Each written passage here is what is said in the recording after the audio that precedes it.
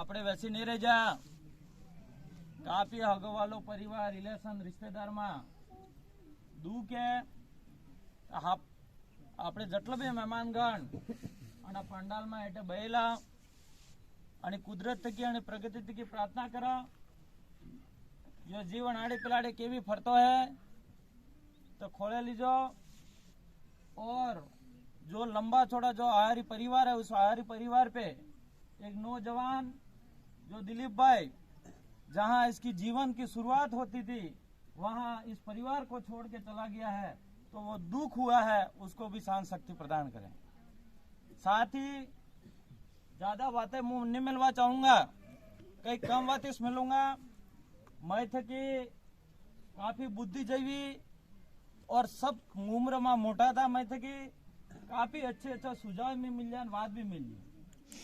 वो भी लंबे समय थे कि हमड़ी रह जाता, लेकिन मैं एक बात खबर नहीं पड़ती कि हम लोग सब समाज सुधार है तो समाज बिगड़ता क्यों है।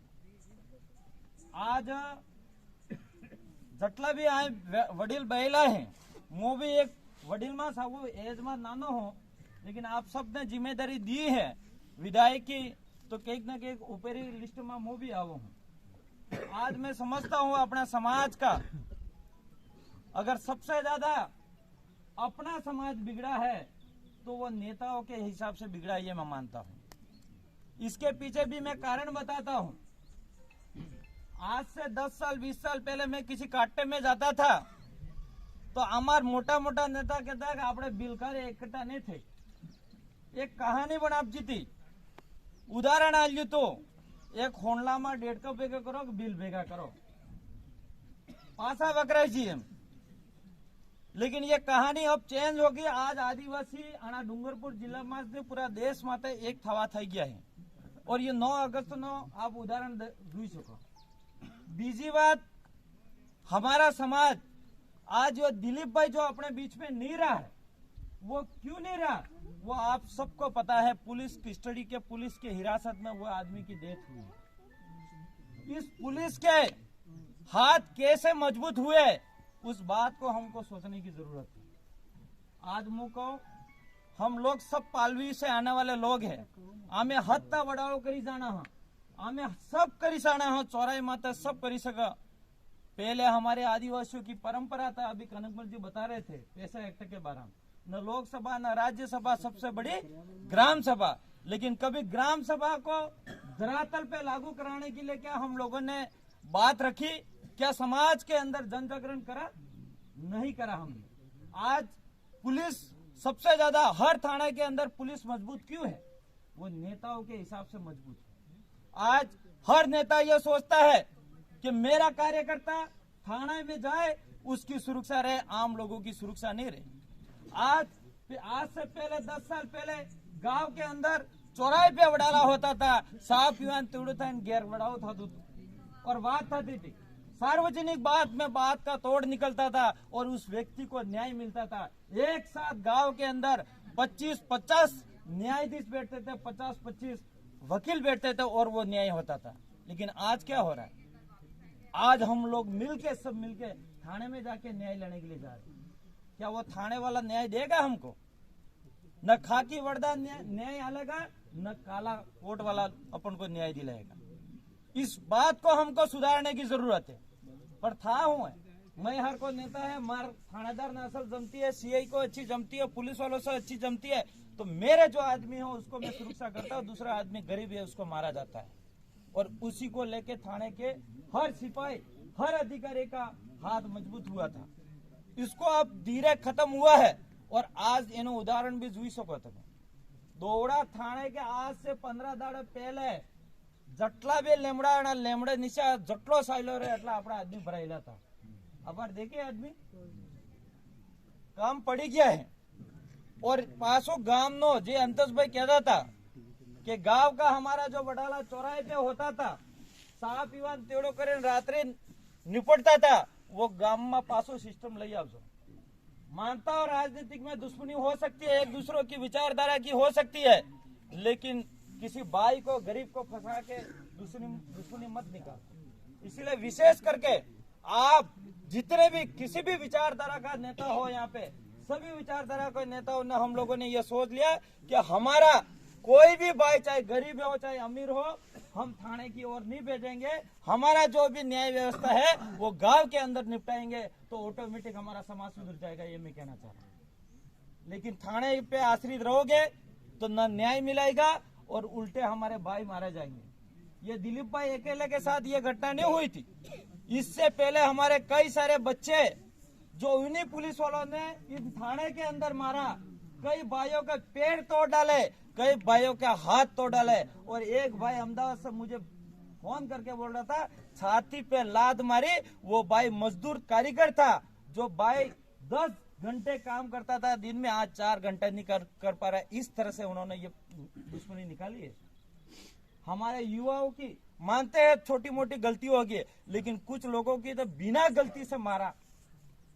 ये थाना था कि सुरक्षा था कि राक्षस था, इस बात को हम सबको देखना पड़ेगा। और आज कई लोग सर्व समाज के नाम पे आसपुर के अंदर रैली निकाल रहे हैं और कह रहे हैं कि वो भाई निर्दोष है, जो थाने के अंदर सस्पेंड किया वो निर्दोष है। मैं उनको कहना चाह रहा हूं, मैंने 28 तारीख को ऐलान कर दिया था, नामजद ऐलान कर दिया था, ये सीआई, ये एसआई, ये कांस्टेबल नामजद बोला था। उस समय आपने क्यों नहीं बोला कि ये पुलिस निर्दोष है, क्यों नहीं बोला? 1 तारीख 4 तारीख के बाद क्यों बोल रहे हो निर्दोष हो? यूं उनके मन में, दिमाग में पाप था, उन्होंने ये सोच रखा था ये आदिवासी कभी धरना सफल नहीं कर पाएंगे और ये सफल नहीं होगा, उल्टा थाना जला देंगे, रोड जाम कर देंगे, आपस में लड़ जाएंगे और उन्हीं लोगों को थाने में हम डालेंगे। ये उनके अंदर पाप था।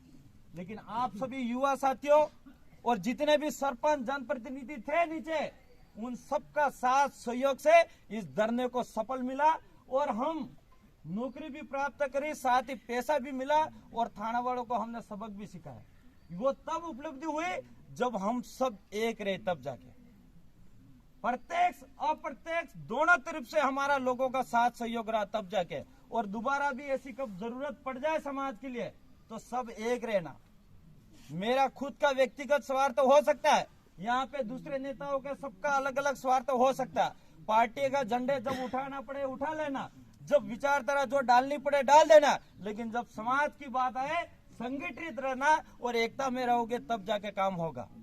इसलिए ज्यादा बातें नहीं करके, समय बहुत ज्यादा है, कम समय में, और विशेष कर हम लोगों ने जटला भी बोला हाँ और जटला भी काट्टा में आवेला हाँ, अटले अगर हमें ठानी लीधो कि नहीं हमारे गांव के अंदर हम सुधार करेंगे, ऑटोमेटिक हमारा समाज सुधर जाएगा।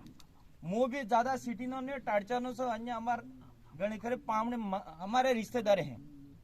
गांव के अंदर मार गांव में भी कई घना खरा छपरी पैदा થઈ ગયા था, राइडर हाथे जवा लागी गया था। गांव के अंदर मीटिंग करके उनको सबको पाबंद करा, गांव के बुजुर्गों को मुंह से मैंने पाबंद करवाया। आज वहीं रुक गए बच्चे। गलतियां किसकी है? गलतियां हमारी गलतियां।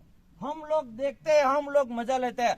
आज एनो सोरो गाड़ी लेन फरे, आज एनो सोरो सूरी लेन फरे और पोक्सो में हरती फसावा, ये हमारी भ्रांतियां घुस गई हमारे लोगों के अंदर और ये बड़े लोगों के अंदर घुस गया।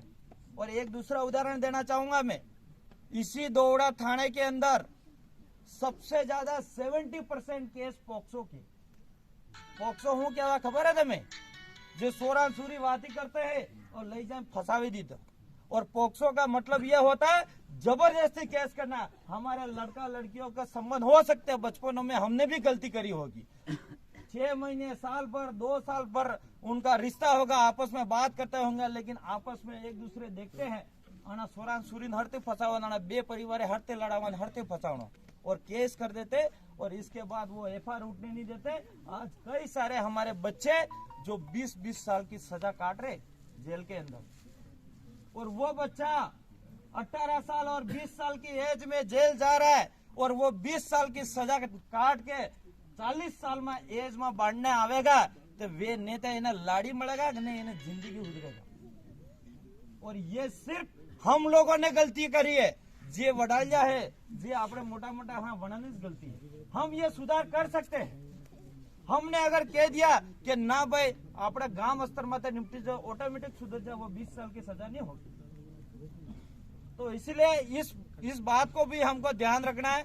ऐसी बहुत सारी समाज की बातें हैं, बहुत सारी बातों को सुधारने की जरूरत है, लेकिन हम लोग जहां काटा होता वहां बोल लेते हैं और इसके बाद नेता भी भूल जाता है और आम व्यक्ति भी, हम लोग भी भूल जाते हैं। तो आज इस मन्नारा भाई दिलीप भाई के इस क्रियावर में आए हैं हम लोग, तो एक संकल्प लेके जरूर जाना कि आज के बाद हम हमारे कोई भी चाहे 10 लोगों को चाहे 20 लोगों को भी सुधारने का काम करेंगे और थाने के आसपास नहीं जाए ऐसी व्यवस्था हमारे गांव के अंदर रखेंगे। ऐसा संकल्प लेके जाओगे तब जाके समाज सुधरेगा, अन्यथा एक दूसरे टारगेट करोगे, एक दूसरों की बढ़ाइयां गिनवाओगे तो समाज नहीं सुधरेगा। इसलिए विशेष करके ये अनुरोध है। बहुत सारी बातें करनी थी, इतनी बातें करके मेरी बात को विराम करूंगा। बोलो वापिस मैं मन्नारा की दिलीप भाई मन्नारा की जय बोलूंगा, इसके बाद हस्तांतरण करूंगा। बोलो मन्नारा दिलीप भाई की।